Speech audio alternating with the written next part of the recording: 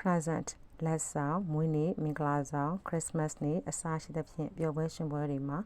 ပေးတဲ့လက်ဆောင်တွေကို present လို့သုံးရပါတယ် birthday present wedding present Christmas present လို့သုံးရပါတယ် present ကရုပ်ဝတ္ထုပစ္စည်းများဖြစ်ကြပါတယ်ဥပမာပန်းစည်းအဝတ်အစား gift လက်ဆောင်မွေးနေ့မင်္ဂလာဆောင် Christmas နေ့အစားရှိသဖြင့်ပျော်ပွဲရှင်ပွဲတွေမှာပေးတဲ့လက်ဆောင်တွေကို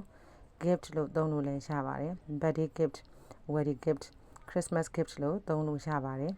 ဒါအပြင်စီးပွားရေးလုပ်ငန်းများကုမ္ပဏီလုပ်ငန်းများ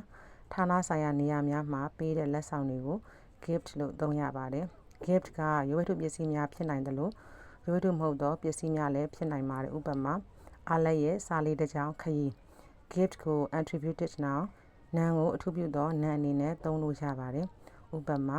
gift shop gift box gift basket gift bag ခွဲခွာခြင်းလက်ဆောင်အဖြစ်နဲ့ party gift လို့သုံးလို့ရပါတယ်မှတ်ချက်အနေနဲ့ပြောရမယ်ဆိုရင် present ထက် gift ကပိုပြီးတော့လေးနက်မှုတွေဂရုစိုက်မှုတွေတန်ဖိုးထားမှုတွေပါပါတယ် gift ကစိတ်ခံစားမှုတွေပါပြီးတော့မျှော်လင့်ချက်မပါဘဲပေးတဲ့လက်ဆောင်မျိုးဖြစ်ပါတယ် present ကကြတော့စိတ်ခံစားချက်မပါဘဲနဲ့ပေါ်ပေါ်ပါပါပေးတဲ့လက်ဆောင်မျိုးဖြစ်ပါတယ်မျှော်လင့်ချက်လည်းပါနိုင်ပါတယ်